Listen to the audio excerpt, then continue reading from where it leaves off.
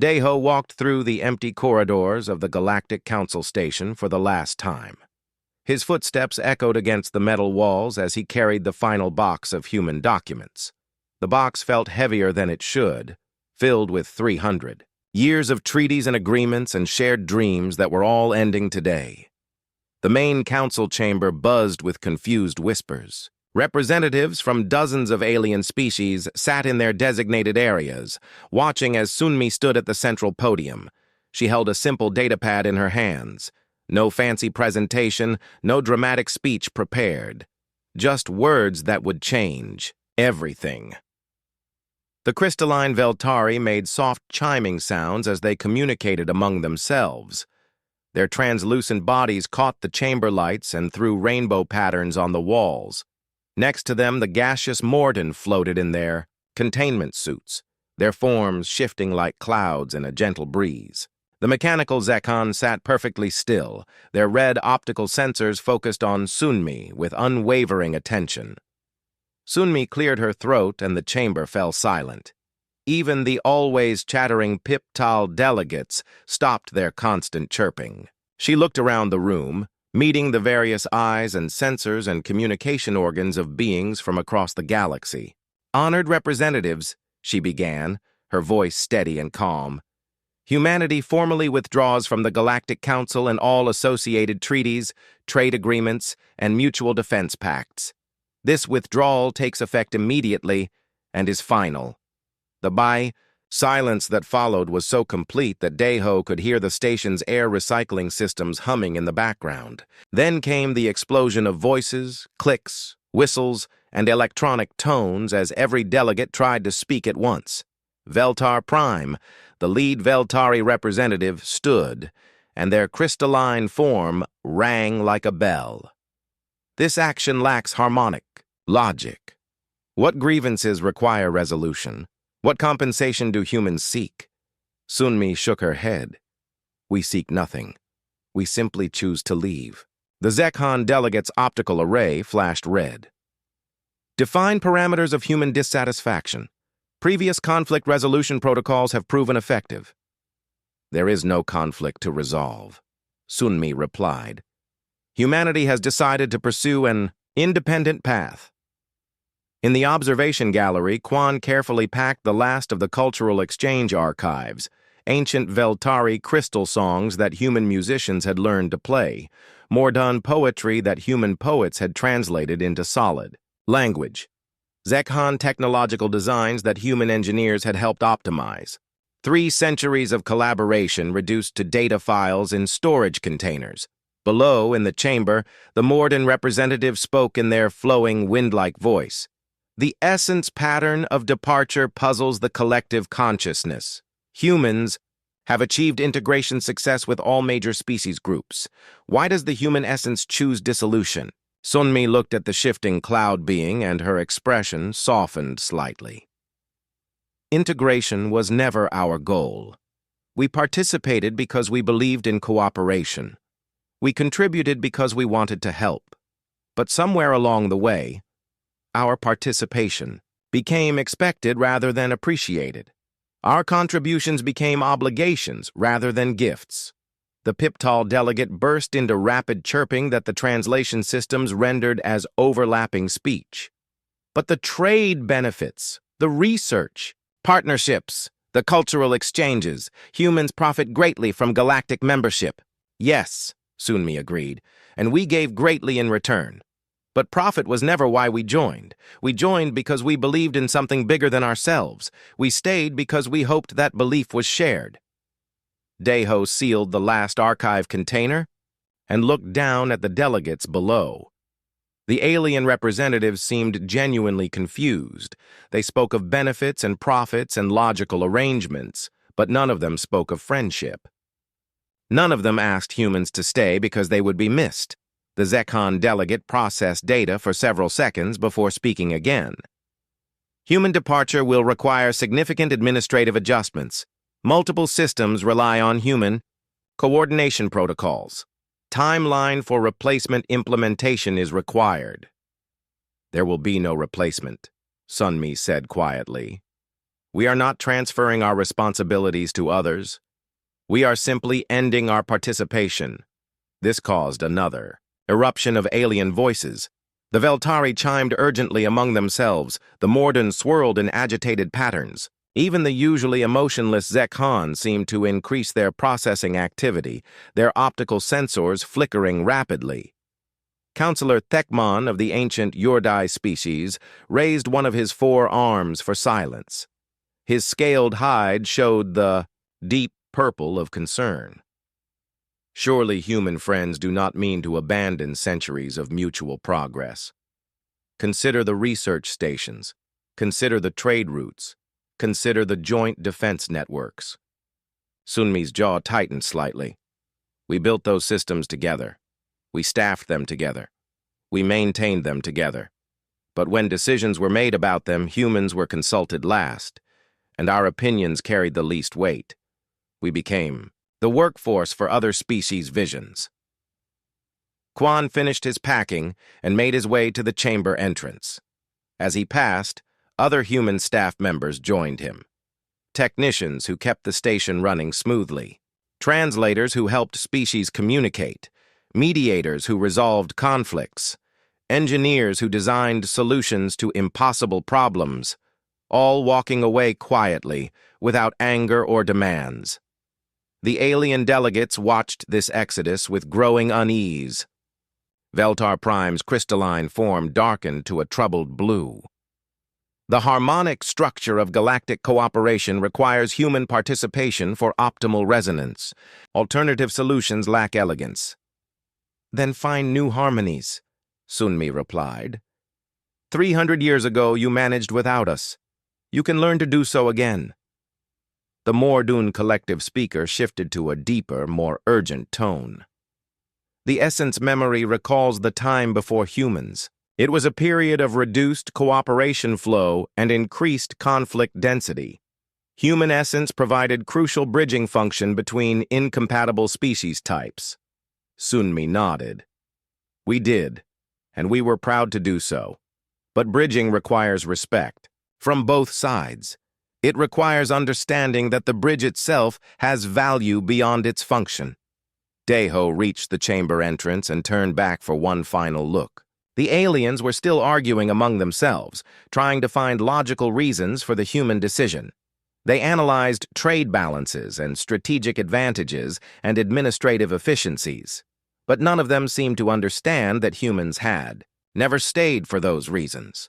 Tae-young's voice crackled through Deho's communicator. Final transport departs in 30 minutes. All human personnel should report to Departure Bay 7. Deho activated his communicator. Understood, Captain. I'm on my way. Sunmi was closing her remarks. Humanity thanks the Galactic Council for 3 centuries of cooperation. We wish all species success in their future endeavors. This concludes our participation. She stepped down from the podium and walked toward the exit where Deho waited. The alien delegates continued talking, but their voices seemed to echo emptily in the vast chamber. They were already discussing logistics and procedures and transition plans. None of them stood to say goodbye. As Sunmi reached the entrance, she turned back once. We hoped someone might ask us to stay, she said softly, just to Deho. Not for what we could do, but for who we are. They walked together through the corridors toward the departure bay. Behind them, the debate continued about efficiency and optimal solutions and administrative requirements. The aliens would solve their problems, Deho knew. They were intelligent and capable species. They would adapt and adjust and find new ways to work together. But they would do it without understanding what they had really lost when they let the humans walk away. Hyo Jin sat in the communication center of New Haven Colony, monitoring the galactic news feeds with growing concern. 6 months had passed since humanity's departure from the Galactic Council, and the reports streaming in painted a picture of rapid deterioration across known space. The first major crisis had erupted just 3 weeks after the human exodus. The Karthok Empire had launched surprise attacks on Litherian Federation outposts along the Rim territories. Under normal circumstances, the Galactic Council would have immediately deployed human mediators to establish communication between the warring parties. But there were no human mediators anymore. The news feed switched to a recording from the emergency council session. Veltar Prime stood before the assembled delegates, their crystalline form pulsing with frustrated red light. The Karthok refuse harmonic mediation protocols. Their aggression frequency cannot be modulated through crystal resonance patterns. Hyo Jin turned up the volume as the Mordun representative responded in their flowing, atmospheric voice. The collective consciousness attempted essence bridging with Karthok war minds. The bridge attempt resulted in contamination of the peaceful essence stream. Violent thought patterns prove incompatible with gas form meditation. Boram, the newly appointed head of Council Diplomatic Operations, looked overwhelmed as she shuffled through datapads filled with failed negotiation attempts. She had been a junior assistant when humans handled interspecies mediation. Now she was trying to fill a role that an entire human department had managed with ease. The Letherian Federation requests immediate protective intervention, Boram announced to the chamber. However, our standard diplomatic protocols have proven ineffective with the Karthok Empire. They do not respond to Veltari harmonic reasoning, Mordun consensus building, or Zekhan logical algorithm presentations. Hyojin switched feeds to watch the Zekhan delegates' response. The mechanical being's optical sensors flickered as they processed data. Analysis indicates 73% probability that human presence would have prevented conflict escalation. Human diplomatic methodology utilized emotional intelligence parameters not present in current council capabilities. On Haven Prime, Ji Sung read the daily reports in his governor's office while watching human families work in the agricultural centers outside his window. The humans had adapted quickly to their new lives, but the galaxy they left behind was struggling with problems. That seemed simple from the outside. The communication terminal chimed with an incoming message from the Veltari Trade Consortium. Ji Sung opened it to find a carefully worded request for assistance with a commercial dispute between the Zekhan Collective and the Piptal Merchants Guild. The message avoided directly asking for human mediation, instead requesting advisory consultation on optimal resolution parameters. Ji Sung deleted the message without responding. It was the 15th such request this month. Trade disputes, territorial disagreements, research collaboration failures, all problems that human mediators had routinely solved, now presenting insurmountable challenges to alien diplomats who had never learned to communicate across species barriers. Wu Jin tended his crops on the agricultural world of Serenity, while listening to garbled alien transmissions on his personal receiver. He had been one of the Galactic Council's most skilled negotiators, capable of finding common ground between the most incompatible species. Now he grew vegetables and watched the galaxy tear itself apart over misunderstandings that he could have resolved in an afternoon. The transmission cleared enough for him to understand the Piptal delegates' desperate chirping. Standard trade agreement templates prove inadequate for Zekhan technological exchange requirements. Mathematical precision conflicts with Piptal cultural flexibility needs. Resolution pathway unclear without human interpretation methodology. Wu Jin adjusted his receiver and caught fragments of the Zekhan response. Piptal emotional variables introduce unacceptable randomness into contractual obligations. Human mediators previously provided algorithmic translation between logic-based and intuition-based decision systems. Current gap in capabilities threatens commercial stability. The farmer who had once prevented interstellar wars turned off his receiver and returned to his plants. The aliens still thought in terms of their own perspectives, unable to truly understand how other species approached problems. Humans had served as universal translators, not just of language, but of entire ways of thinking. Back on New Haven, Hyo Jin tracked the expanding conflicts across her monitoring systems. The Rim Wars had escalated into a three-way conflict when the Neutral Cordon League had been forced to choose sides after failed mediation attempts. The cordon traditionally solved disputes through artistic expression and interpretive dance, methods that the warrior Karthok found ridiculous and the logical Letherians found incomprehensible. Her communication panel lit up with an emergency. Transmission from the Galactic Defense Force. Admiral Teklar of the Yurdai appeared on screen, his four arms gesturing in the complex patterns that indicated extreme distress. Human colonies, this is Admiral Teklar requesting immediate consultation on crisis management protocols. Multiple conflicts have exceeded our containment capabilities. Standard alien diplomatic methods prove insufficient for complex multi-species disputes. Hyojin considered responding, then decided against it. The Admiral's message, like all the others, carefully avoided acknowledging that humans had been asked to leave or that their departure had been a mistake. Instead, it framed human assistance as a professional service that the aliens happened to need. The news feeds showed the spreading chaos. Trade routes were collapsing as species retreated into protectionist policies when negotiations failed. Scientific research stations were being abandoned as joint projects fell apart due to communication breakdowns. Even the Great Library Station at Nexus Point was experiencing problems as alien scholars argued over research methodologies with no human arbitrators to find compromises. On the agricultural world of New Dawn, retired Ambassador Subin taught her granddaughter Minji about Earth's old diplomatic corps. "We never thought we were special," Subin explained as they walked through the community gardens. "We just listened to all sides and found ways for different people to work together." Minji, who had been born after humanity's departure, struggled to understand. But why couldn't the aliens do that themselves? Subin smiled sadly. Each species developed their own perfect way of solving problems. The Veltari used harmonic resonance because it worked for crystal beings. The Morden used collective consciousness because it worked for gas creatures. The Zekhan used logical algorithms because it worked for mechanical minds, but none of them could understand how the others thought. And humans could? Humans were flexible. We adapted our thinking to match whoever we were talking to. We learned their languages, their customs, their ways of seeing the world. We became bridges between incompatible mindsets. The young girl considered this. Are they sorry they let us go? Subin looked up at the stars beginning to appear in the evening sky.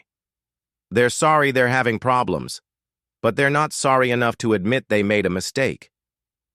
Meanwhile, the crisis reports continued streaming in to human colonies. The Great Research Station had suspended all joint projects after Veltari scientists accused Zekhan researchers of introducing chaotic variables into harmonic crystal experiments, while the Zekhan claimed Veltari methods lacked quantifiable parameters. Neither side could understand the other's approach to scientific investigation.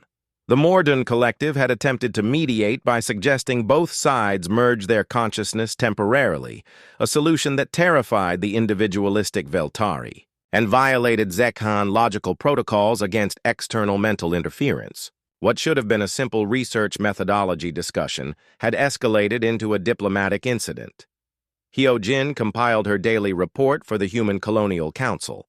Trade down 47% galaxy-wide due to failed negotiations. 17. New territorial disputes with no resolution attempts succeeding. 3 research stations closed due to species incompatibility issues. 2 minor wars escalating because traditional diplomatic methods could not bridge cultural gaps. The aliens had spent 3 centuries relying on human mediation without learning how to mediate themselves. They had outsourced the crucial skill of interspecies understanding to a species they had taken for granted. Now they were discovering that cooperation required more than good intentions and logical frameworks. As Hyojin prepared to transmit her report to the other colonies, her personal communicator chimed with a message from her old friend, Veltar 7. The crystal being had worked closely with human diplomats for decades, and their message was filled with harmonic frequencies that translated as deep sadness. The resonance patterns of galactic cooperation show increasing discord. The human harmony that once stabilized our interactions has gone silent. We find ourselves unable to achieve proper frequency alignment with other species without human interpretation. The galaxy grows quieter and more isolated each day. Hyojin stared at the message for a long time before deleting it. Veltar 7's words came closer than any official communication to acknowledging what the galaxy had lost. Insu watched the holographic displays in his research facility on Tranquil Station, documenting the psychological breakdown of galactic civilization. 1 year had passed since humanity's departure, and what had begun as isolated conflicts was now escalating into what historians would later call the Great Convergence War.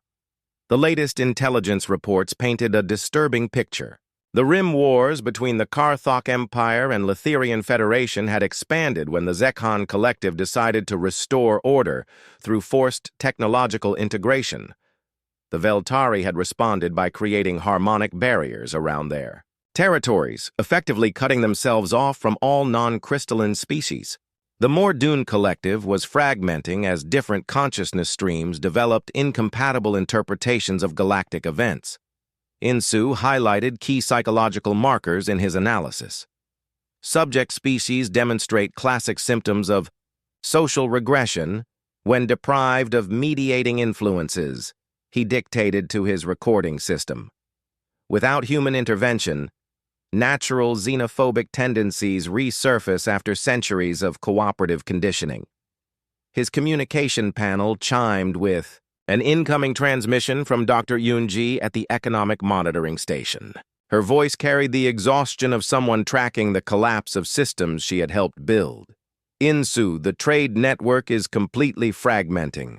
The Piptal Merchants Guild just declared economic war on the Cordon League over what started as a simple currency exchange dispute.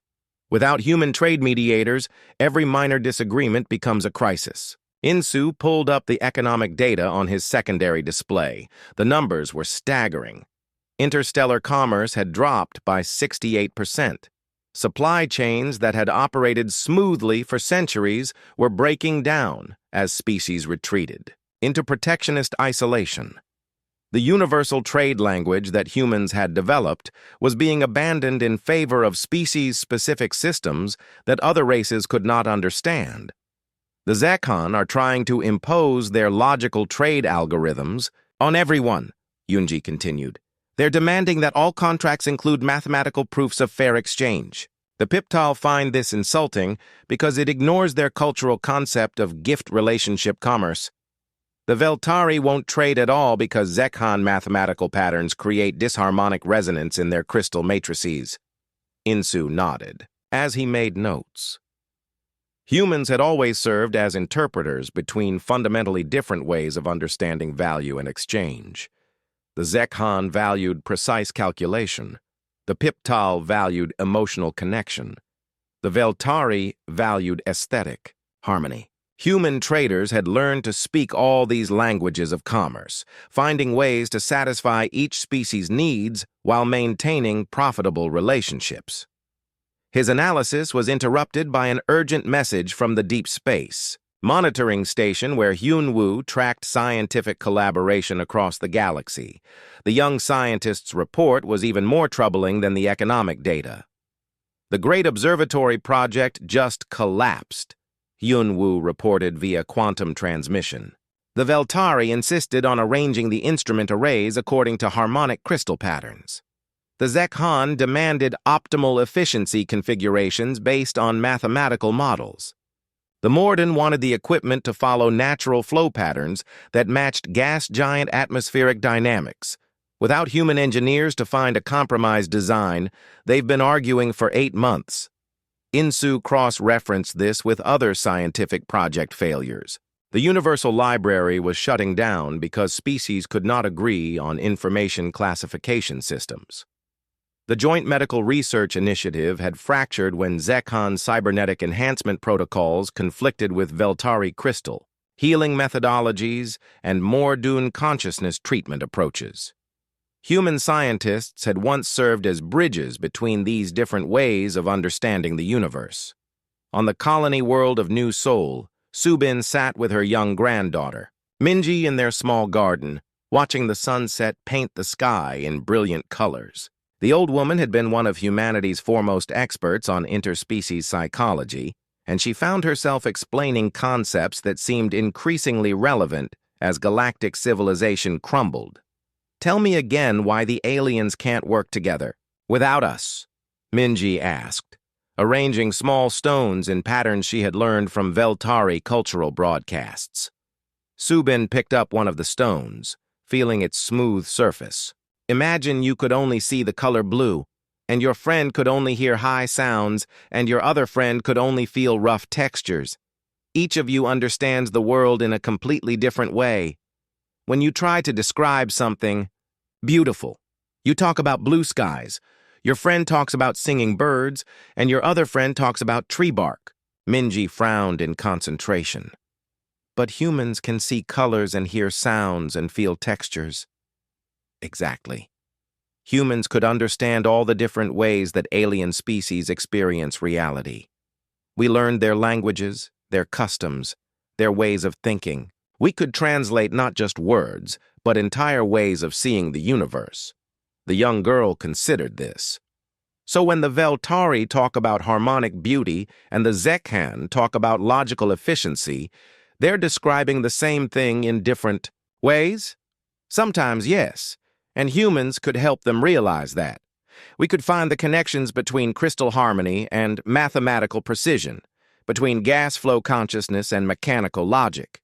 We showed them how their differences could work together instead of against each other. Subin's personal communicator chimed with a message from her old colleague Mal Soon, who was monitoring cultural exchanges from the archive station. The IEE message was brief but devastating. "The Interspecies Cultural Festival has been canceled permanently. Participating species could not agree on acceptable presentation formats. The Cordon interpretive dance traditions were deemed incomprehensible motion chaos by Zekhan representatives, while Veltari crystal song performances caused acoustic disruption in modern consciousness fields." As night fell over New Sol, Subin watched the stars appear one by one. Each point of light represented worlds where different species had once worked together, sharing knowledge and culture and dreams of a better future. Now, those same worlds were turning inward, rediscovering the barriers that humans had spent centuries helping them overcome. Meanwhile, Insu continued his psychological analysis from Tranquil Station. The patterns were becoming clear as more data arrived from across the galaxy. Species that had cooperated for generations were reverting to ancestral prejudices. The Karthok were returning to their warrior clan mentality, viewing all other species as potential threats or conquests. The Litherian Federation was becoming increasingly pacifist and isolationist, withdrawing from any situation that might involve conflict. Most disturbing was the behavior of the Zekhan Collective. Reports indicated they had begun forcibly upgrading smaller species with cybernetic implants, claiming this would eliminate the communication problems that had plagued post-human galactic society. The mechanical beings seemed genuinely convinced they were helping, unable to understand why biological species resisted their logical solution to interspecies cooperation. The Veltari had responded by creating harmonic shields around their worlds, crystal barriers that caused painful dissonance in any non-crystalline being who approached. They declared all other species to be sources of chaotic interference that disrupted their perfect harmonic existence. Centuries of patient human cultural exchange work were being erased in months of fear-driven isolation. The Morden Collective was perhaps the most tragic case. As a species that existed as shared consciousness in gaseous form, they had always struggled with the concept of individual identity that characterized most other species. Human philosophers and psychologists had helped them develop frameworks for interacting with individual-based societies while maintaining their collective nature. Without that guidance, Different Mordoon consciousness streams were developing incompatible worldviews and beginning to split into separate, often hostile entities. Insu compiled his findings into a comprehensive report that he transmitted to all human colonies. The conclusion was stark. Galactic civilization was experiencing complete social breakdown. Every major institution that required interspecies cooperation was failing. Trade, science, diplomacy, culture, defense, all the systems that had made the galaxy a unified community were collapsing as species retreated into genetic and cultural isolation. But perhaps most revealing were the messages that continued to arrive at human colonies from desperate alien officials. Not one of these communications acknowledged that humanity had been forced to leave or that the current crisis was connected to their departure. Instead, the aliens continued to frame their requests as business transactions, offering payment for consultation services or technical assistance, while carefully avoiding any suggestion that humans had been wronged or that their friendship was valued. Insu finished his report with a final observation. The alien species appear incapable of recognizing that their current crisis stems from the loss of human mediation. They continue to view the situation as a series of technical problems, requiring efficient solutions, rather than a fundamental breakdown in their ability to maintain relationships across species barriers. Dong-hyun reviewed the tactical reports in his office on Haven Prime, 3 years after humanity's departure from galactic civilization. The holographic displays showed a galaxy divided into dozens of hostile territories, with no central authority capable of maintaining order. The Second Galactic Dark Age had begun, and it was worse than anyone had predicted. The latest intelligence briefing painted a picture of complete military breakdown. The Galactic Defense Force, once a unified peacekeeping organization, had splintered into species-specific militias that viewed each other with suspicion. Admiral Teklar's desperate communications arrived daily, each message more frantic than the last. "Former human colonies," came the Admiral's transmission. "This is Admiral Teklar of what remains of the Yurdai Defense Fleet. We formally request immediate strategic consultation regarding the Outer Rim pirate crisis. Standard Yurdai 4-dimensional. Tactical analysis proves insufficient against enemies employing Karthok berserker methods combined with Zekhan technological precision." Dong-hyun deleted the message without responding, as he had done with dozens of similar requests. The former galactic military advisor understood the Admiral's desperation. Human strategic thinking had always been the Defense Force's secret weapon. Humans could analyze enemy psychology, predict cultural responses, and develop tactics that accounted for the emotional and social factors that pure logical analysis missed. Without human strategists, the Defense Force had proven incapable of responding to threats that required understanding alien mindsets. Pirates and raiders now controlled vast regions of space because their victims could not coordinate effective responses across species barriers. On the educational world of New Busan, Okja taught her daily history lesson to a classroom of young humans who had never known galactic society. She stood before a holographic display showing the old Galactic Council chambers, pointing to the empty section where human representatives had once sat. The humans served many roles in galactic society, she explained to her students. We were translators, helping species understand each other's languages. We were mediators, finding peaceful solutions to conflicts. We were traders, creating economic relationships that benefited everyone. We were strategists, protecting the galaxy from threats. We were teachers, sharing knowledge between incompatible educational systems. A young student named Chang Su raised his hand. Why did we do all that work for them? Okja smiled sadly. Because we believed in cooperation. We thought that different species working together could accomplish more than any species working alone. For 300 years, that belief seemed correct. But they didn't appreciate us. They relied on us completely, but they never understood that reliance. They thought our contributions were natural and effortless. They never realized how much skill and dedication it took to bridge the gaps between fundamentally different ways of thinking. The classroom's communication system chimed with an incoming transmission from the Veltari Educational Collective. Okaja opened the message to find another carefully worded request for assistance with their failing interspecies curriculum development project. The crystal beings had discovered that their harmonic teaching methods could not effectively convey information to species with different neural structures. OKJ showed the message to her students as an example. Notice how they described their problem as a technical challenge requiring expert consultation. They never acknowledged that human educators spent decades learning how to teach across species barriers, or that this knowledge was freely shared with them for centuries. Changsu frowned. Are they pretending they didn't ask us to leave? They're not pretending, Okja explained. They genuinely don't understand the connection between their current problems and humanity's departure. They view each crisis as a separate technical issue rather than symptoms of a larger breakdown in interspecies relationships. Meanwhile, Chang Min monitored alien communications from the intelligence station on Serenity Colony. His job was to track galactic developments that might affect human settlements, but increasingly, he found himself documenting the complete collapse of institutional cooperation. The latest reports were particularly disturbing.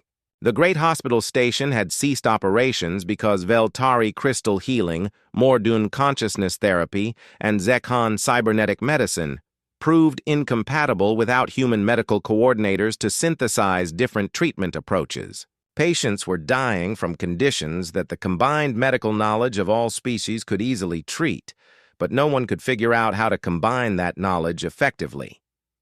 The Universal Education Network had shut down after riots broke out.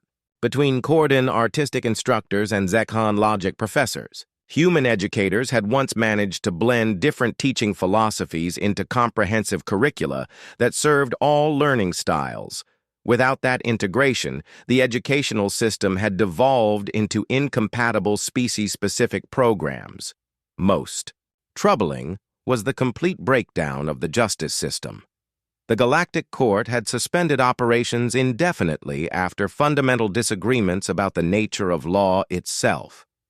Veltari jurisprudence based on harmonic balance conflicted with Zekhan algorithmic justice, while Mordun collective responsibility concepts proved incompatible with individual-based legal systems. Human legal scholars had once served as interpreters between these different concepts of justice, finding ways to apply appropriate legal frameworks to interspecies disputes. Chang Min's analysis was interrupted by a priority transmission from the edge of human space. A Veltari diplomatic vessel had arrived at the territorial boundary, requesting permission to approach Haven Prime for urgent consultation regarding galactic stability maintenance. The message included a formal diplomatic overture signed by Veltar Prime themselves. The crystalline consciousness acknowledges unprecedented disharmony in galactic resonance patterns. Human expertise in frequency stabilization may provide essential harmonic correction. The Veltari offer substantial compensation for advisory services. Chang Min forwarded the message to Myung Hee, humanity's new external affairs director. Her response came back within minutes. Standard diplomatic reply. We thank the Veltari for their communication and wish them success in resolving their challenges.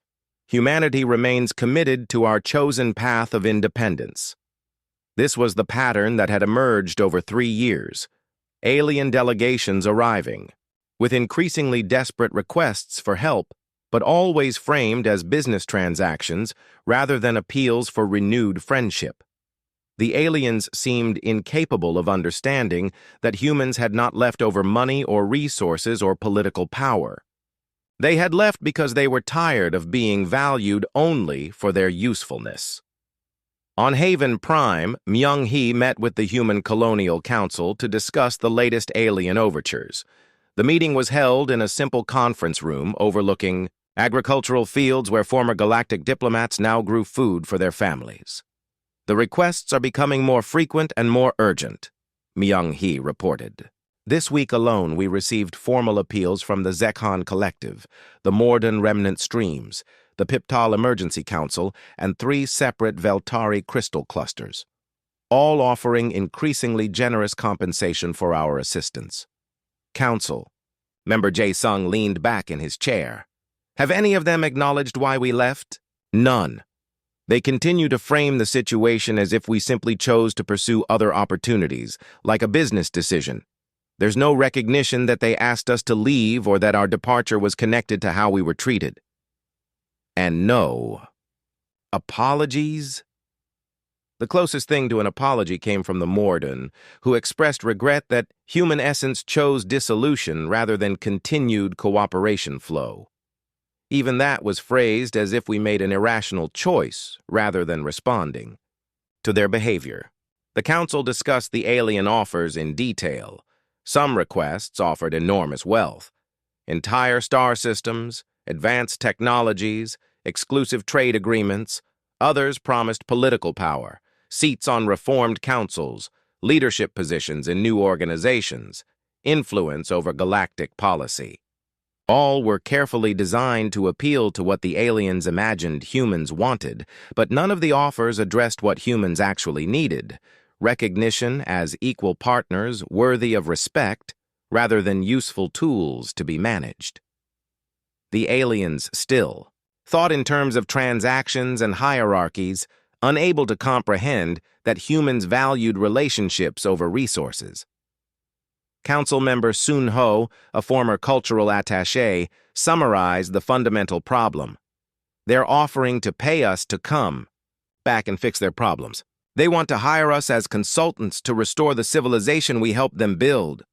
But they still don't understand that we were never their employees. We were their friends and partners. And friends don't charge each other for friendship. As the meeting concluded, Myung-hee looked out at the peaceful farming communities that had once been populated by galactic diplomats and scientists and military officers. The tragedy is that we would help them if they asked as friends. If they acknowledged their mistakes and requested forgiveness. If they showed genuine understanding of why we left, many humans would gladly work with them again. But they can't do that. Jae-min stood in the archives of New Harmony, documenting the final collapse of galactic civilization.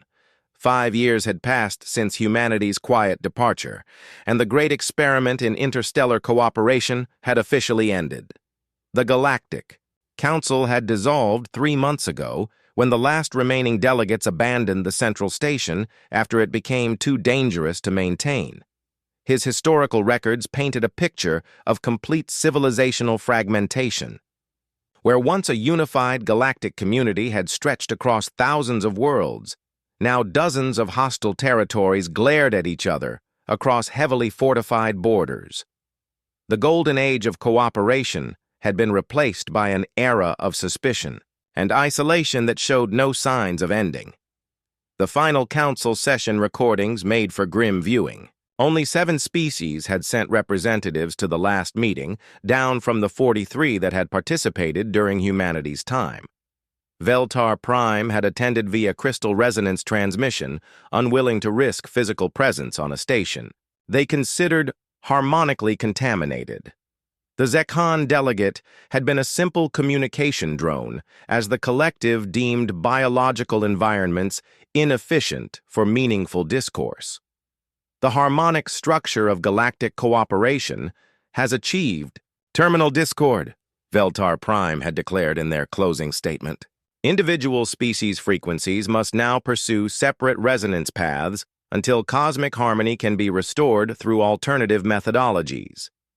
The Zekhan drone's response had been equally final. Galactic cooperation protocols have achieved negative efficiency parameters. Individual species optimization now requires independent operational matrices. Collective decision-making systems have proven incompatible with logical progress requirements. No species had suggested that the problems might be connected to humanity's absence. Even at the end, They treated each crisis as a separate technical challenge rather than symptoms of a fundamental breakdown in interspecies relationships. On the pastoral world of New Harmony, young Su tended his garden while alien communication drones circled overhead like persistent insects. The former ambassador had become accustomed to their daily presence, automated systems still trying to deliver messages that he never bothered to read. The drones represented the aliens' final strategy for reconnecting with humanity. Unable to understand why personal appeals and financial offers had failed, they had resorted to algorithmic persistence.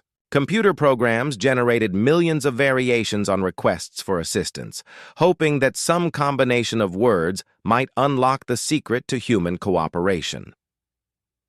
Young Su's communication panel chimed constantly with new messages.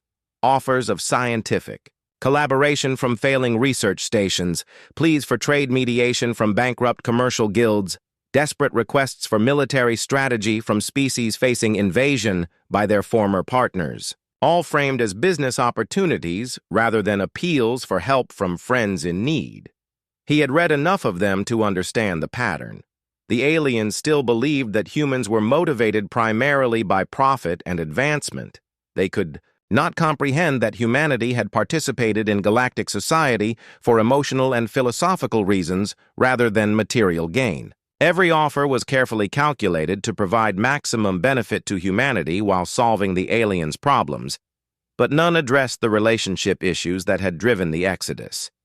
SEO June convened the monthly meeting of the Council of Exile. In the community center of Haven Prime, representatives from all human colonies participated via quantum communication, creating a virtual assembly of the species that had once held galactic civilization together.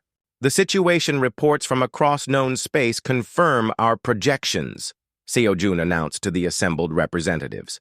Galactic society has completely fragmented. The Karthok Empire now controls roughly 30% of former Council space through military conquest. The Veltari Crystal Collective has withdrawn into harmonic isolation. The Zekhan have begun forcibly integrating smaller species into their technological matrix. The Morden consciousness has split into 17 separate and often hostile factions. Council member Hyunju from New Seoul raised her hand. What about the peaceful species, the Litherians, the Cordon, the smaller trading guilds? Most have been absorbed by larger powers or have retreated to heavily defended core worlds, Seo Jun replied. The Litherian Federation is essentially a refugee organization now, trying to protect non-aggressive species from conquest. The Cordon League has given up their traditional pacifism and formed military alliances with whoever will protect their artistic colonies. The discussion turned to the increasingly desperate alien communications that all colonies were receiving. The messages had evolved from formal diplomatic overtures to barely concealed panic. Species that had once viewed humans as useful but replaceable were now offering literally everything they possessed in exchange for human assistance. The latest Veltari transmission offered to share their core harmonic frequencies, reported Representative Yun-Su from Tranquil Station. That's essentially offering to give us the fundamental secrets of their existence. The Zekhan have offered to make humans permanent administrators of their logical matrices. The Mordun remnants are offering to merge human consciousness with their collective streams. All valuable offers, Seo Jun acknowledged, but all still framed as transactions. They're offering to give us power over them in exchange for fixing their problems. They still don't understand that we never wanted power over anyone. The conversation was interrupted by an emergency transmission from the border monitoring station. Captain Tae-hyun appeared on screen, his expression grim. Council members, we have a situation at the edge of human space. A massive alien refugee fleet has assembled just outside our territorial boundaries. Over 2 million beings from 37 different species, all requesting sanctuary in human territory. The council members exchanged glances. This was unprecedented. Throughout the 5 years of human isolation, individual species had sent diplomatic missions and trade delegations, but never had multiple species approached humanity together. Have they made any formal communications? Seo-jun asked. Negative. They're just sitting there at the boundary broadcasting general distress signals.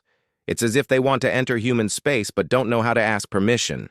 On the cultural preservation world of New Dawn, Mi Young worked in her studio, crafting the poetry and literature that would define humanity's experience of galactic exile. Her latest work attempted to capture the strange melancholy of watching a civilization collapse from the outside, knowing that the collapse could have been prevented, but that prevention was no longer possible. She had been monitoring alien cultural transmissions for her historical projects, documenting the rapid deterioration of interspecies artistic collaboration.